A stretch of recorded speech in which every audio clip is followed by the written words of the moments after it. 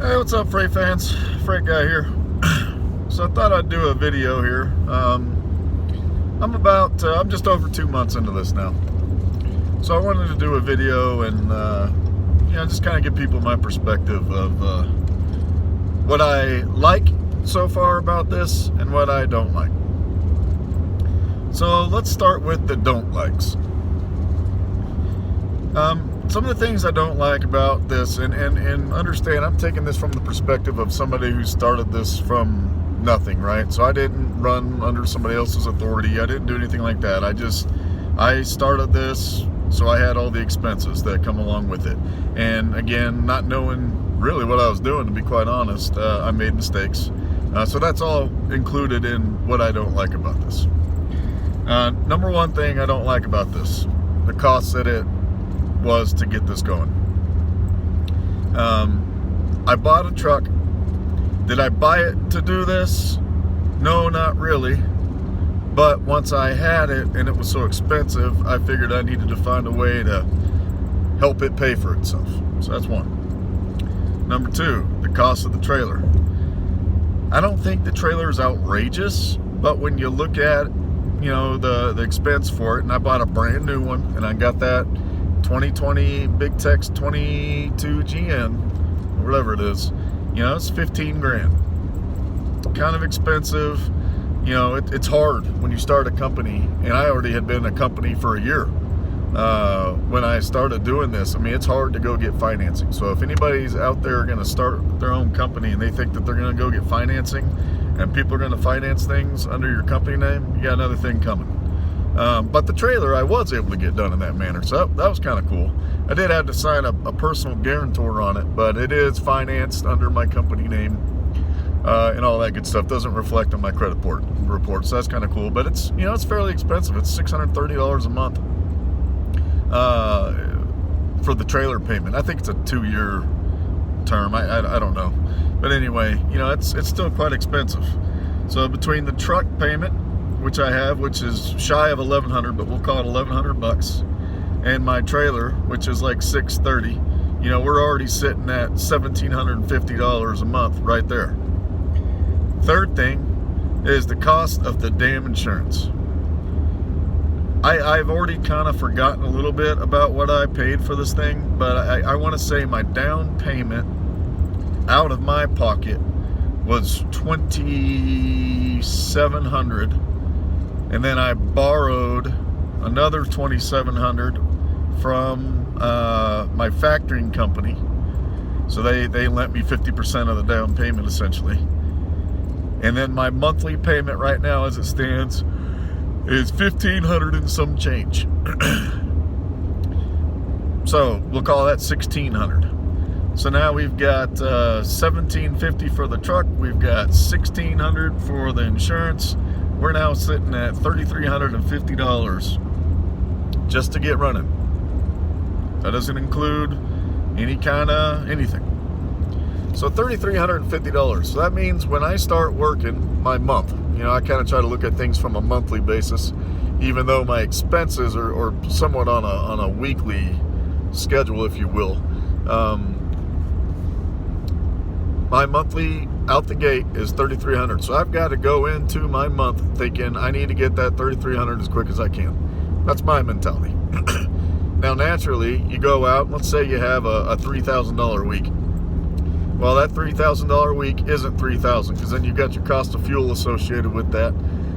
Put something aside for maintenance. I haven't figured out a good percentage for that yet, but so far in maintenance for me, I've put about 20,000 miles on in the 2 months, and I've spent $600 in maintenance or so, and I'm due for an oil change right now. So let's add that was $250, so it'll be $850 after this weekend. So you got your cost of fuel that you got, and my fuel bill is typically anywhere from $500 to $1,000 a week, depending on how many miles I drive. I am finding the more regional I stay, the little bit less I spend in gas, which is kind of strange because you're in California and they charge an arm and a leg for gas over there, but I'm driving less miles, and for some reason, maybe it's the speed limit, I get pretty damn good gas mileage over there. Anyway, so you got that expenses coming out. So if you're doing $3,000 a week, and we'll just call a month 4 weeks, that's $12,000 that you're gonna gross for that particular month. $12,000 minus your $3,350. What's that gonna leave you? That leaves you with $8,650. If you're spending, let's call it $800 a week in fuel, times 4, it's $3,200. $3,200 minus your $8,650. You're now down to, what is that? $5,350, something like that. Let's call it $5,400 because some of this stuff I'm kind of estimating on the high side. And then take out your maintenance costs or whatever. I mean, you're probably left with, I don't know, $5,000. Let's just call it $5,000. That's not bad. That's $60,000 a year. That's not running real hard. I mean, if you're doing $3,000 a week, that shouldn't be too difficult. I would think you'd most likely be out for a whole week. Everybody's going to be different, right? What my financial need is not what yours is, and vice versa. So, some people have to go harder than that. Since we already have the other side of the business, I'm fortunate enough where I don't have to go super hard. With that said, though, we do have debts that I've got to catch up, and I do got to go to a certain degree pretty hard. So we got those things in the do not. So cost of running the business is a do not like. I do not like dirty truck stops. It's hit and miss for me. And naturally, the more you run some of the same lanes, which seems to happen for me quite a bit. You get to find some of the ones you like and some of the ones you don't like. Like, I've been trying them all, guys. When I say them all, I'm trying Loves, Pilot, and Flying J. It's really only 3 I go to. I've had to stop at a TA here and there. But, I mean, I've found nice Loves ones, I've found nice Flying J's, and I've found nice Pilots. I've also found shitty of all 3 of those, too. So, it's kind of a crap roll, a dice roll. I mean, I just left a Pilot that it's kind of in the middle of nowhere here on I-17 between Flagstaff and Phoenix. I was thinking, when I left Prescott, it was about 40 miles away. I was like, oh, okay, you know what? I bet this is going to be a nice one. Oh, God, disgusting. When you walk in the bathroom and you could just, you look at the door to the bathroom, and it's just all marked up with scratches, and you can tell nobody's wiped that thing down in decades. Right away you're in for a disaster. And sure enough, you walk in, and yeah, the urinals are brand new, but that doesn't help when nobody goes in and cleans them, and somebody leaves a shit sitting in the toilet. I mean, excuse the French, guys, but it can be pretty disgusting. Then on the other hand, you go to some locations like the one I went earlier this week. Of course, it was brand new, but it's just gorgeous. And some of them are not brand new, but people, the managers, they take care of them. They have some pride in their work and what they're doing. You can tell that those are set apart. So nasty truck stops on the list for the places I can't stand.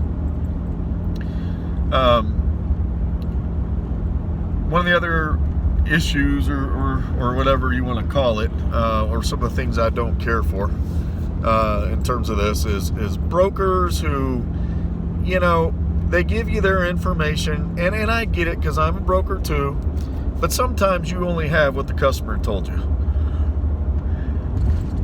What we've learned, and what I would think most people have learned, that when you have information that a customer gave you, you kind of have to hold your customer accountable to that information. So when a driver, me, shows up for a pickup and it's not what you said it was, something should change.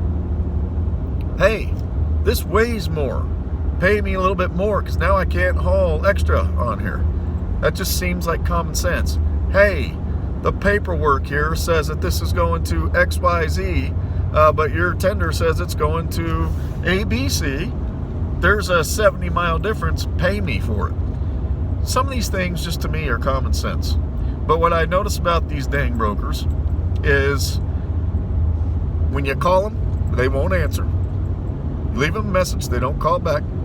And more importantly, on email, which is where a lot of these transactions are done initially, outside of the first phone